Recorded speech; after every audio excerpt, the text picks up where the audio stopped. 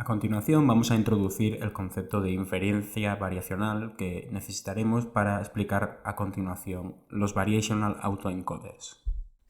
Si recordáis, en el vídeo anterior hablábamos de intentar aprovechar el generador de un autoencoder para generar nuevos datos. Y si recordáis, pues esto era posible si lo hacíamos mediante un proceso de interpolación de puntos, pero no era posible si en vez de hacer esa interpolación, es decir, partir de un punto en el espacio original, proyectarlo en el espacio latente e interpolar, si no lo hacíamos así, si directamente intentábamos generar datos seleccionando algún punto aleatorio en el espacio latente Z, sin pasar por esa transformación previa, los resultados veíamos que no eran prometedores.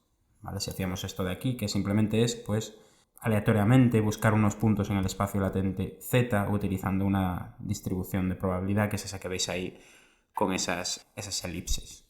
Si hacemos esto, pues, si recordáis, no funcionaba bien, ¿vale? Las imágenes, si estamos en un caso de imágenes, pues no eran lo que esperábamos o no tenían ningún sentido. El problema al final era la distribución seleccionada porque, si recordáis, como no sabíamos cómo se ubicaban los puntos en ese espacio latente, nosotros lo que hacíamos simplemente era generar puntos aleatorios siguiendo una distribución Q. Esa distribución Q, pues como es, digamos, es una seleccionada previamente sin tener conocimiento de cómo funcionan los puntos en ese espacio, pues normalmente es simple e inadecuada y no es como en realidad se comportan los puntos en ese espacio latente. Por tanto, pues imaginad esa distribución Q que nosotros hemos seleccionado, que cae en esa parte del espacio latente, y si utilizamos puntos de esa distribución para generar imágenes, para proyectarlas de nuevo en el espacio original, pues igual nos queda esto que vimos, ¿vale? ¿Cuál es la realidad? Bueno, la realidad es que los puntos en ese espacio, pues igual los equivalentes a números 5, a imágenes de números 5, se encuentran en esa parte del espacio, ¿vale? Por tanto, si proyectásemos puntos de esa parte, sí que obtendríamos imágenes con sentido, y lo mismo para los puntos 2, igual está en esta otra parte, y los 6 igual están en esta otra parte, siguiendo esta otra distribución, ¿vale? Pero al final hay que acertar y hay que adivinar dónde se encuentran esas distribuciones, dónde se encuentran distribuidos estos puntos que nos permiten generar nuevas imágenes a partir de puntos en el espacio latente. Como no lo sabemos, pues en este caso, pusimos el caso más extremo, la distribución que seleccionamos aleatoriamente pues cuadra en el centro, en una parte donde no hay ningún número, en este caso, no hay ningún dígito, ¿vale? Por tanto, estamos en una parte del espacio que no tiene sentido. Entonces, bueno, básicamente el problema, como veis, es que no conocemos la distribución de esos datos y, por tanto, esas imágenes son malas, en este caso, ¿vale? Si estamos en un ejemplo de imágenes. Al final, pues como veis, el espacio latente tiene discontinuidades y, pues eso, si caemos en esa zona intermedia, lo que nos vamos a encontrar pues no tiene mucho sentido.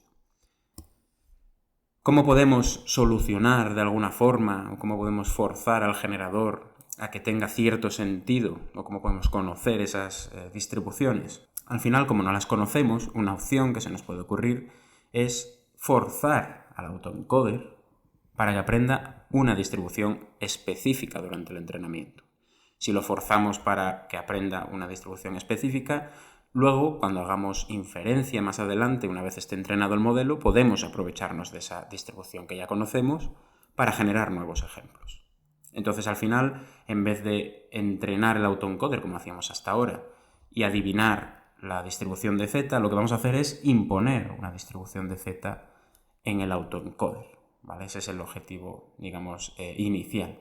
Y luego ya entrenaremos el decoder, ¿vale? De tal forma que la proyección, ¿vale? Tras aplicarle el decoder a esa distribución impuesta, podamos obtener de nuevo los datos de entrenamiento, ¿vale? Esto no cambia respecto de un autoencoder tradicional. El cambio principal es el primer punto, donde lo que vamos a hacer ahora es crear otro tipo de autoencoder, pero imponiendo una distribución en ese espacio latente, ¿vale? Veremos ahora cómo se hace. Vale, para entender cómo funciona o cómo vamos a hacer esa imposición de la que hablábamos, lo primero es, bueno, entender un poco el concepto de inferencia variacional, ¿vale?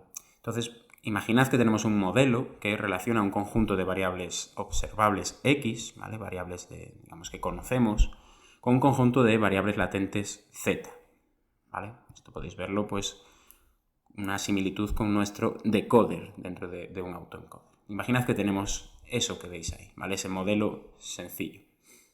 Al final, primero, lo que vamos a asumir, si esto es un decoder, es que vamos a asumir que los datos o los valores del espacio latente z, de alguna forma, nosotros creemos que sí influyen cuando vamos a generar en este caso una imagen, ¿vale? Depende del problema que estemos tratando, pero bueno, en este caso imágenes. Entonces vamos a asumir que sí podemos generar datos en X siguiendo un proceso aleatorio controlado por las variables que hay en Z, ¿vale? Imaginad que estamos yéndonos a Z, un espacio latente de dimensión 2, y que nuestro objetivo es generar imágenes de personas, ¿vale? Pues en ese caso, los dos valores que tendremos en la dimensión Z, por ejemplo, ¿vale? Pueden significar, pues, cuánta barba tiene pues, una persona, o si esa persona es rubia o no es rubia, ¿vale? Entonces, por ejemplo, para este ejemplo concreto de aquí, si es verdad lo que decimos y que Z influye en X, pues si tenemos un valor alto de barba, pues la imagen resultante, como veis, pues tiene barba, ¿vale? Sin embargo, valor de rubio es bajo y por tanto, pues la imagen resultante pues, es una persona morena, ¿vale? En este caso. Si esto es así, ¿vale? Si Z influye en X, pues si variamos de alguna forma los valores de Z, si yo ahora cambio y de barba, ¿vale? Vuelvo atrás para que se vea el cambio, barba teníamos 0,7 y si lo ponemos en 0, ¿vale? Veis que la imagen cambia, ¿vale? Por tanto, de alguna forma, pues intentamos buscar eso, ¿vale? Intentamos que los valores de Z influyan en X. Otro ejemplo, pues imaginad es una persona que en este caso pues de rubio tiene 0,3 y ¿qué pasa si lo cambiamos a 1? ¿Vale? Pues veis que cambia también. Entonces al final vamos a considerar este modelo que la Z influye en la X, ¿vale? Que es más o menos nuestro decoder. En este caso, ¿vale? Si intentamos definir la probabilidad a posteriori de este modelo, ¿vale? Yéndonos ya a probabilidades y bueno, a modelos, digamos, bayesianos, la probabilidad de este modelo, ¿cuál sería? Bueno, la probabilidad de X dado Z sería la que intentaríamos buscar inicialmente, pero el problema que tenemos aquí es que nosotros no conocemos las Z's, ¿vale? Por tanto, no podemos calcular esta probabilidad a posteriori. La que tenemos que calcular, como lo que conocemos son las X, es esta otra probabilidad que tenéis aquí, ¿vale? La probabilidad de que nos dé un Z conociendo un X, ¿vale? Porque los X sí los conocemos. Como sabéis, pues esta probabilidad a posteriori se puede descomponer en estos elementos que veis aquí, ¿vale? Simplemente aplicando el teorema de Bayes, y con esto podríamos resolver este modelo, ¿vale? Podríamos conocer las Z's. ¿Cuál es el problema? El problema es que requiere calcular cada uno de estos elementos que veis aquí y en concreto este de aquí, el de la parte inferior de la división, calcular esa probabilidad es un problema intratable, ¿vale? Porque depende de, como veis aquí, ¿vale? Al final hay que calcular para calcular esa probabilidad necesitamos calcular esta integral que veis aquí abajo, y depende de todos los valores del espacio latente, ¿vale? Que entonces al final esto provoca que tengamos muchísimas combinaciones posibles y esto se vuelve un problema intratable. Por tanto, en resumen, nosotros para este modelo que estábamos planteando aquí, donde las z influyen en las x, necesitamos resolver esto, pero no podemos hacerlo, ¿vale? No podemos hacerlo por el teorema de Bayes porque esta probabilidad inferior no la podemos calcular. Por tanto, tenemos que buscar otra forma de calcular esto de aquí sin tener que calcular P de X, ¿vale? La probabilidad de X. Al final, como os decía, como no podemos resolver esa probabilidad a posteriori, ¿vale? Lo que vamos a intentar es aproximarla, ¿vale? Como no podemos calcular ese P de X que os comentaba ahora, vamos a intentar aproximar la probabilidad a posteriori, que era lo que buscábamos inicialmente, y vamos a aproximarlo mediante un problema de optimización, ¿vale? Es decir, vamos a intentar plantear un problema de optimización donde se aprendan unos pesos para obtener una probabilidad lo más similar posible a esa que intentamos buscar, ¿vale? A esta de aquí. ¿Esto cómo se resuelve? Bueno, normalmente lo que se suele hacer es plantear o considerar una familia de distribuciones, es decir, una serie de distribuciones Q sub V, ¿vale? La V es el índice entre esa familia de distribuciones, pues cada V representa una distribución de esa familia. Y considerando esa familia, ¿vale? Vamos a buscar aquella Q sub V, aquella V en concreto, que más se parezca a la que estamos buscando, a esta P de Z conocido X, ¿vale? O condicionada a X. Entonces vamos a ir aprendiendo en ese problema de optimización los parámetros de V.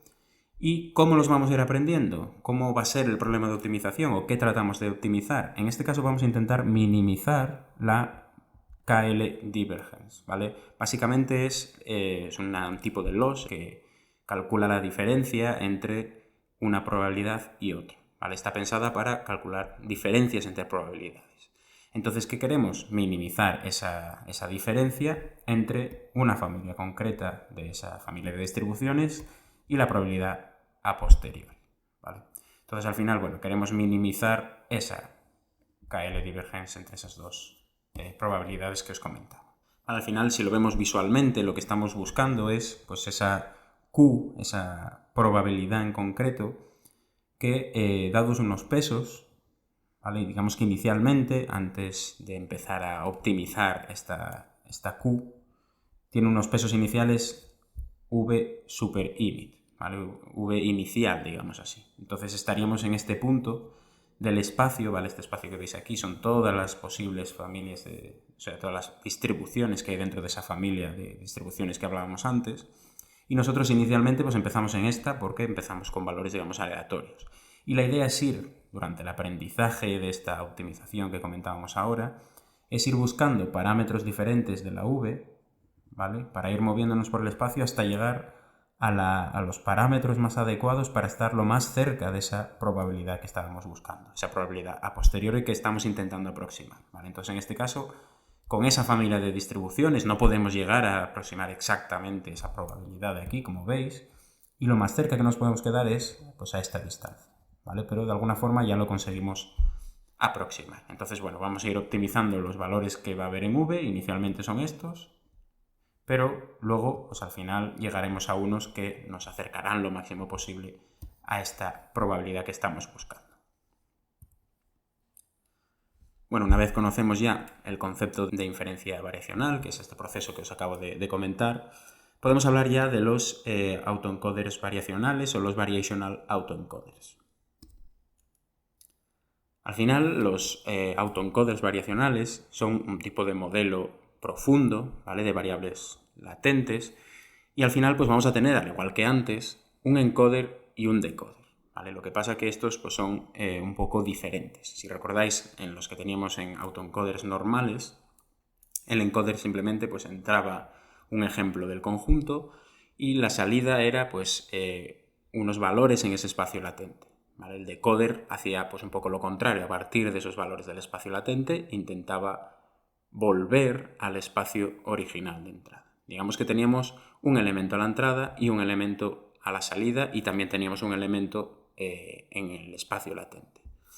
En este caso, los variational autoencoders, para poder resolver este problema que planteábamos, no nos van a dar en ese espacio latente, no nos van a dar un elemento, ¿vale? Lo que nos van a dar son dos elementos diferentes que luego combinaremos para generar lo que llamábamos Z en los autoencoders tradicionales, ¿vale? Luego lo veremos en una imagen para que se entienda un poco mejor.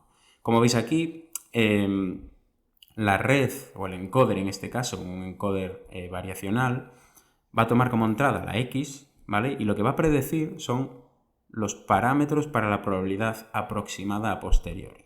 Es decir, no va a predecir un vector Z como veíamos antes o un tensor Z de la dimensión que sea, ¿vale? No tiene por qué ser un vector, sino que va a predecir dos elementos, ¿vale? Esta parte, esta NN representa pues, red neuronal, ¿vale? Neural Network, que en este caso representa nuestro encoder, y a partir de la X, como veis, nos predice unas medias y unas desviaciones, ¿vale? Entonces ya no predice un solo elemento Z, sino que predice esas medias y esas desviaciones, ¿vale? Entonces ese es el primer cambio que tenemos que tener en cuenta. En la parte del decoder, ¿vale? lo que se conoce como, en este caso en un variational autoencoder, se conocen como la parte generativa o la red generativa, o el decoder, como decía, como llamábamos anteriormente. En este caso vamos a partir de la z, que se genera a partir de estas medias y estas desviaciones, y a partir de esa z va a generar a su vez otra media y otra desviación, ¿vale? Como veis aquí, pero esta ya es digamos, del espacio original de entrada, ¿vale? Nos representa de alguna forma la media y desviación, pero de los datos en x, ¿vale? Es lo que nos viene a representar esta. Y esta, sin embargo, era de los datos, digamos, para z. Vale, entonces, como veis, la diferencia más grande que teníamos con respecto a un autoencoder normal es que ahora ya no vamos a predecir un único valor para cada elemento de la entrada, sino que vamos a producir varios valores que representan o que predicen los parámetros de una probabilidad, ¿vale? Las medias y las desviaciones. Vamos a verlo un poco dibujado para que se entienda mejor, ¿vale? Y nos quedaríamos con algo como esto, ¿vale? Aquí veis el encoder, ¿vale? Que ahora lo que antes llamábamos Q cuando estábamos hablando de la inferencia variacional. Y a partir de X, como veis, ahora lo que generamos es un vector de medias y un vector de desviaciones, ¿vale? Entonces, si Z es de tamaño 2, ¿vale? Esto que tenemos aquí son números reales de tamaño 2. Estos dos elementos que vemos aquí, este elemento y este de aquí, van a ser también de tamaño 2,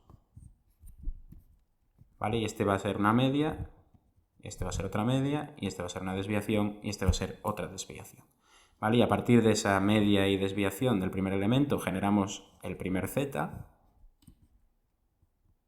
¿vale? Z1, y a partir de esta media y de esta otra desviación generamos Z2, ¿vale? Porque al final ahora estamos trabajando con distribuciones de probabilidad. Entonces, como veis, el encoder ahora lo que nos genera son estos dos elementos que tenemos aquí, que en este caso son dos vectores de tamaño 2 o del tamaño que sea, ¿vale?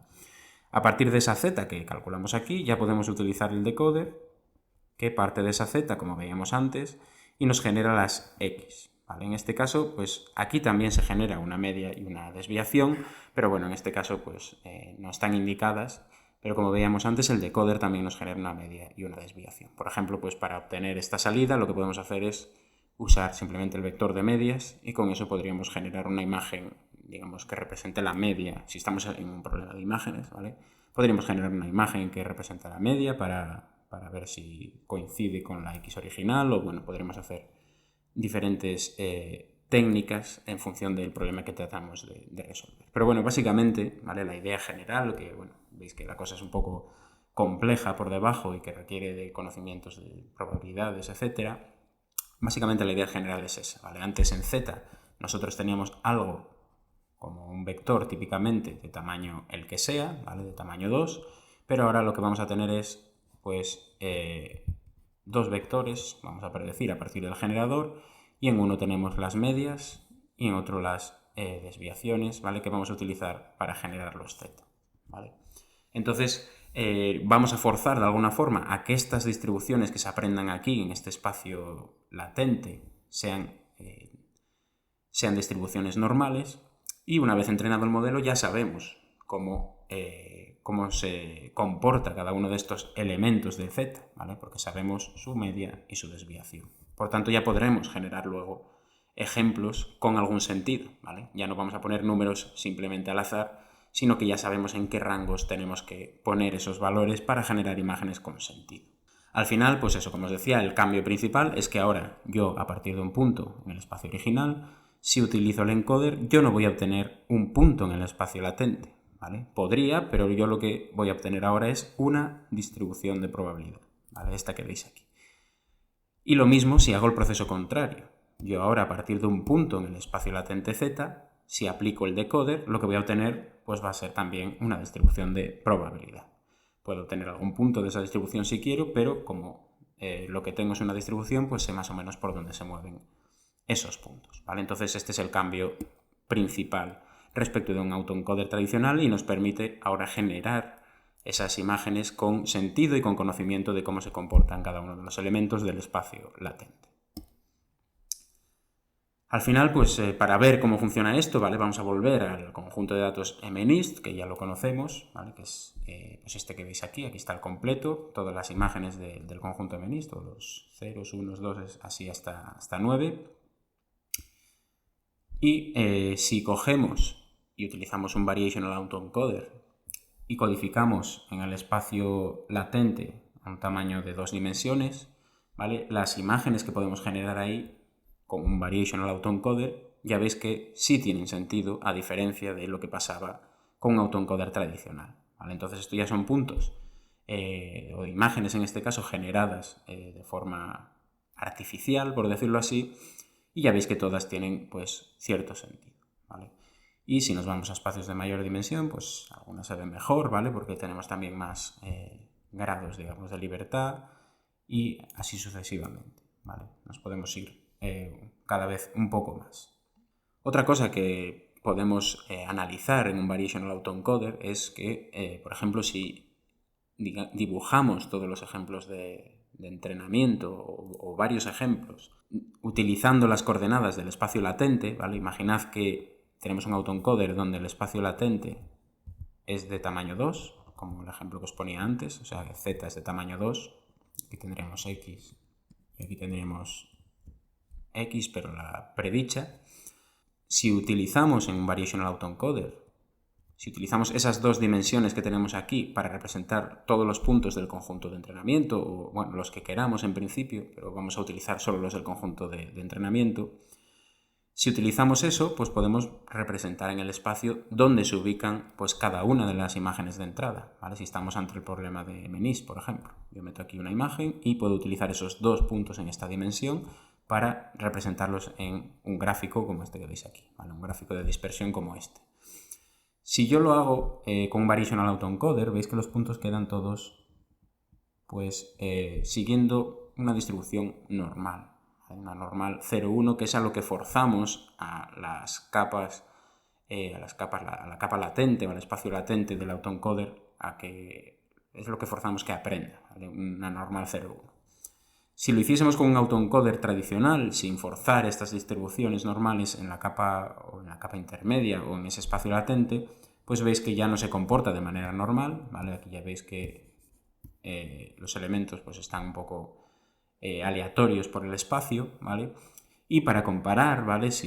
Para comparar el funcionamiento del Variational Autoencoder, para ver si es verdad que aprende lo que nosotros le estamos pidiendo, podemos dibujar simplemente puntos que sigan una normal 0,1, ¿vale? Y como veis, se parece muchísimo a lo que aprende el Variational Autoencoder. Por tanto, está aprendiendo en realidad esas distribuciones normales a las que le forzamos a aprender en realidad, ¿vale? Entonces, bueno, esta es otra forma de ver esa diferencia que existe entre los autoencoders tradicionales y los Variational Autoencoders. Si vamos a analizar más casos y más ejemplos, ¿vale? Si nos ponemos ya a generar diferentes tipos en este caso, imágenes, pues aquí podéis ver lo que os comentaba antes, ¿vale? Un Variational Autoencoder entrenado con MNIST y que luego en el espacio latente, en este caso de dimensión 2, lo que se va haciendo es variando una de las dimensiones de ese espacio de dimensión 2, ¿vale? En este rango, y la otra de las dimensiones, ¿vale? Solo tenemos 2 valores en z, y imaginad que se mueven pues en el rango 0,1, la primera, y la otra también, ¿vale? En el 0,1. Entonces aquí tendríamos, si ponemos un 0,0 en el espacio z y aplicamos el generador, nos daría esa imagen. Si ponemos un 1,1 en el espacio z y aplicamos el generador, nos daría esta otra imagen. Todos los valores intermedios pues los vais viendo aquí, ¿vale? Y veis que ahora ya todos tienen sentido y no pasa lo que nos pasaba con los autoencoders. ¿Qué pasa si yo me cambio a otro tipo de conjunto donde ya no tengo el MNIST, sino que tengo, pues en este caso, imágenes de caras? Pues lo mismo, ¿vale? En este caso son caras que se entrenaron también con un espacio z de 2 dimensiones y en este caso podemos entender incluso lo que representa cada una de las dimensiones, porque si os fijáis, esta dimensión de aquí representa la expresión, ¿vale? Porque si os fijáis, aquí arriba es como una persona pues, triste o enfadada, y aquí abajo es más alegre, ¿vale? Y la otra dimensión pues, representa un poco la orientación de la cara. Aquí sería mirando a la derecha y aquí sería mirando a la izquierda. ¿Vale? Entonces aquí se entienden bien, viendo estos ejemplos, lo que al final aprendió el modelo, lo que codificó en ese espacio latente. Sabemos el significado de cada una de las dos dimensiones, ¿vale? Porque aquí se ve pues, bastante claro. Entonces, si yo quiero generar una expresión neutra y una cara mirando al centro, pues pondría un valor de z ahí y un valor de el otro z ahí, ¿vale? Y tendría pues una cara pues como alguna de estas de aquí, ¿vale? Son expresión neutra y mirando más o menos al centro. Vale, entonces ya veis un poco las utilidades que pueden tener estas dimensiones aprendidas por un Variational Autoencoder. El problema es que no sabemos lo que significan estas dimensiones, ¿vale? Entonces, bueno, se puede ir intuyendo, como en este caso, pero en el caso de, por ejemplo, del MNIST, pues no es tan fácil de ver, ¿vale? No podemos saber exactamente qué representa esta dimensión de aquí y esta otra de aquí. Bueno, ¿para qué se pueden utilizar los Variational Autoencoders? Pues al igual que los autoencoders, también se pueden utilizar para tareas de compresión de imágenes, pero bueno, estos como tienen esa ventaja de que la distribución aprendida pues es una distribución normal y conocemos un poco el comportamiento de esas variables latentes, pues tienen alguna ventaja más a la hora de comprimir, ¿vale? Incluso pueden comprimir un poco más. En este caso, pues bueno, veis las imágenes, es un conjunto de imágenes en color, ¿vale? Donde tenemos pues, las imágenes originales y imágenes codificadas con pues, método JPG, JPG 2000 y dos Variational Autoencoders diferentes, ¿vale? Entonces, bueno, en realidad aquí la compresión de imágenes es bastante agresiva, como veis, y en algunos casos pues, no se puede reconocer casi la imagen, pero utilizando el Variational Autoencoder, que pues como veis aquí se utilizan 0,2 bits por dimensión, ¿vale? Lo que es bastante poco, pues el Variational Autoencoder es capaz de reconocer o de reconstruir en este caso las imágenes pareciéndose muchísimo a las imágenes originales que teníamos aquí, ¿vale? Entonces es un buen método de compresión y además es compresión, digamos, muy buena, ¿vale? Porque reconstruye muy bien los resultados, ¿vale? Las imágenes finales. Hablando otra vez de las dimensiones que hablábamos antes, ¿vale? De las dimensiones en ese espacio latente Z, aquí vemos pues, algunos ejemplos de análisis de lo que significan esas dimensiones, ¿vale? Entonces, en este caso tenemos esta imagen original y aquí vemos el resultado de variar, o las imágenes resultantes, de variar la dimensión 18 del espacio Z, ¿vale? Entonces, estas imágenes se codificaron con un Variational Autoencoder. El espacio Z pues es de tamaño, pues como mínimo 27, que es la más grande que sale aquí, pero igual ese espacio, pues imaginad 32, por ejemplo. Y lo que se descubrió aquí es que si variamos la dimensión 18, ¿vale? El número que hay en la posición 18, si lo ponemos más pequeño, estamos haciendo el cubo más pequeño. Si variamos el número y lo ponemos más grande, estamos haciendo el cubo más grande. Por tanto, esta dimensión 18, como veis aquí, está controlando la escala de la imagen, ¿vale? Eso es lo que aprendió el Variational Autoencoder. Sin embargo, la dimensión 27, pues lo que varía, ¿vale? Es la rotación de ese cubo que tenemos en la imagen original, ¿vale? Entonces, si queremos generar un cubo que esté más girado a la derecha o que esté más hacia el centro, ¿vale? Tendríamos que variar en este caso la dimensión 27. Si queremos cambiar la escala, la dimensión 18, ¿vale? Entonces aquí veis bueno, pues experimentos donde se ve lo que modifica cada dimensión. En este caso tenemos aquí una imagen de un videojuego, ¿vale? Y aquí pues la dimensión 10 lo que controla es dónde está la barrita de abajo, ¿vale? De la que digamos movería el jugador en el juego. Pues eso se controla moviendo la escala 10, ¿vale? De hecho, si lo movemos, si bajamos el valor, si lo movemos este valor a la izquierda, se mueve también esto a la izquierda, y si lo aumentamos, si lo movemos a la derecha, esto se mueve a la derecha, ¿vale?